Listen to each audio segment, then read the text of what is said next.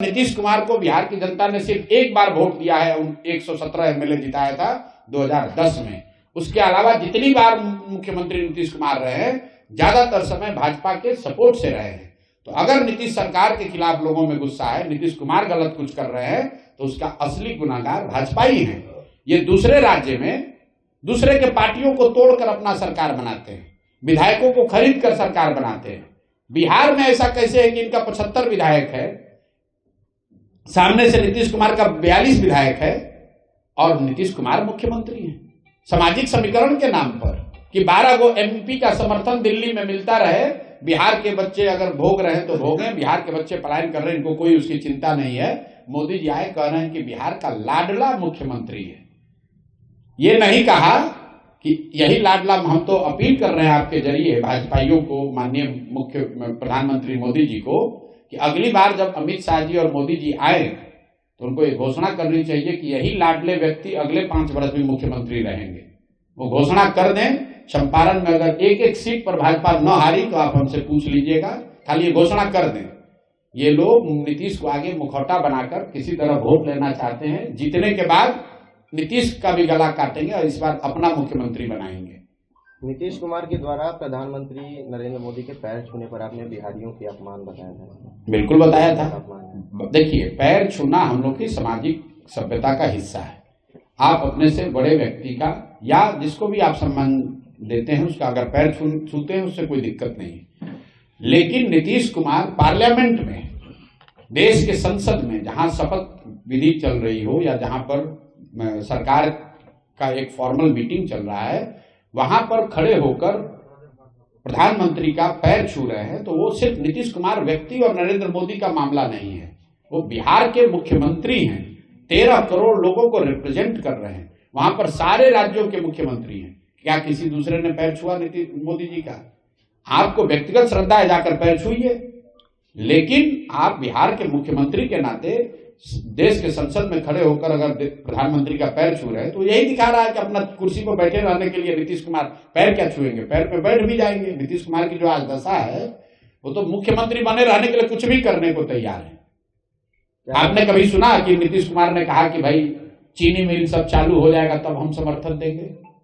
अभी तो पूरे देश में यही चर्चा है ना कि नीतीश जी के समर्थन से देश में सरकार चल रही। नीतीश जी भाजपा के प्रधानमंत्री के बगल में बैठते हैं चंद्रबाबू नायडू के साथ। क्या नीतीश कुमार ने कहा कि वक्त पे कानून बनेगा तो मैं समर्थन वापस ले लूंगा? क्या नीतीश कुमार ने कहा कि अगर चीनी मिल चालू नहीं होगा तो मैं समर्थन वापस ले लूंगा? तो नीतीश कुमार को बिहार की फैक्ट्री की बात नहीं करनी है, मुसलमानों के साथ यहाँ जो गलत हो रहा है उसकी बात नहीं करनी है। उनको बात करनी है भैया हमें मुख्यमंत्री बना दो, हम तुम्हें समर्थन दे देंगे। क्या लग रहा है चुनाव में फिर पलटी मारेंगे? कहां पलट के कहां जाएंगे? नीतीश कुमार को कहां दम है कि पलट के कहीं जाए? वो तो नीतीश कुमार पलटी जीतने के बाद करते हैं। एक चीज आप लोग को ध्यान नहीं है, नीतीश कुमार अपने पूरे जीवन में कभी भी एक बार छोड़कर, जब उनका चुनाव मैंने लड़ाया था, अगर 2015 को छोड़ दीजिए तो नीतीश कुमार आज तक अपने पूरे जीवन में भाजपा के बगैर चुनाव नहीं लड़े हैं। क्योंकि वो लड़ते हैं भाजपा की ताकत से, भाजपा के पैसे से, भाजपा के संगठन से, और जीतने के बाद वो पलटते हैं।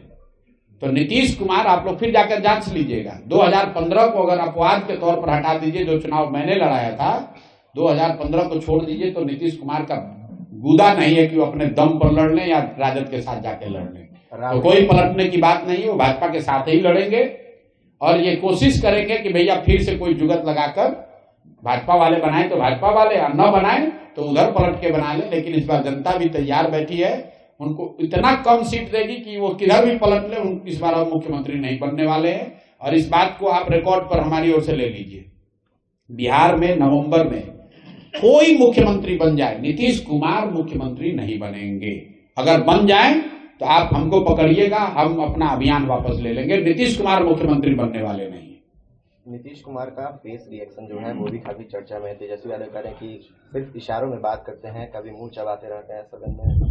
भाई देखिए, फेस रिएक्शन पे क्या कहेंगे हम लोग? पिछले कई महीनों से मैं कह रहा हूं कि नीतीश जी शारीरिक तौर पे थक गए हैं, physically tired and mentally retired.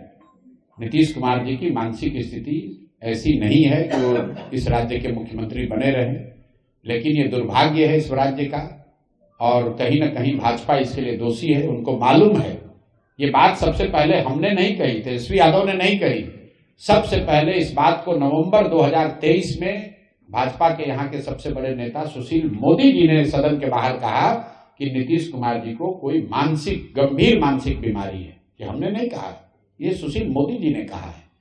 उसके बावजूद अगर कोई मानसिक तौर पर बीमार व्यक्ति को आप मुख्यमंत्री बनाकर थोपे हुए हैं बिहार पर, तो इसीलिए मैंने कहा कि गुनाहगार कौन है, गुनाहगार कौन है आप देख लीजिए। हम तो आपको कैमरे पर चुनौती दे रहे हैं। नीतीश कुमार, रोग की बात छोड़ दीजिए, अपने मंत्री परिषद के सदस्यों का खाली नाम बता दें, बाकी बात छोड़िए, बिहार की समस्या, विभाग में क्या हो रहा है नहीं हो रहा है सब छोड़िए। अगर विभाग के सभी मंत्रियों का नाम बिना कागज देखे बता दें तो मैं मान लूंगा कि वो स्वस्थ है और 5 साल उन्हीं को मुख्यमंत्री होना चाहिए। नीतीश कुमार अपने विभाग के मंत्री परिषद के साथियों का नाम तक नहीं बता सकते हैं और पटना में या जो लोग भी नीतीश कुमार के इर्द गिर्द हो रही घटनाओं को गंभीरता से देख समझ रहे हैं, वो सब बात ये जानते हैं कि नीतीश कुमार की अभी मानसिक स्थिति ऐसी नहीं है। उनको तो ये याद नहीं रह रहा है कि किस जिला में हम जा रहे हैं।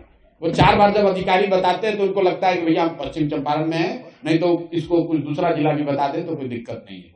और आप देखिएगा चुनाव में ये दिखेगा अभी आपको। अभी तो मुख्यमंत्री हैं तो बहुत घेरे में है, कोई बात नहीं कर सकता है, ढाक तोड़ के उनको पब्लिक के सामने लाया जा रहा है।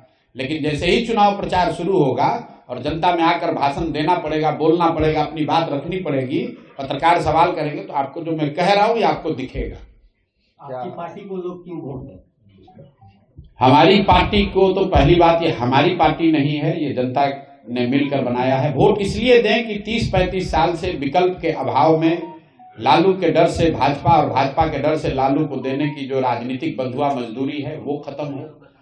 जन सुराज को लोग वोट इसलिए दें कि देश का सबसे गरीब, पिछड़ा, बेरोजगारी वाला राज्य बिहार भी आगे बढ़ने की सोच सके। लोग जन सुराज को वोट इसलिए दें कि यहाँ के 60 साल से ऊपर सभी महिला पुरुष को 2000 रुपए का पेंशन मिल सके।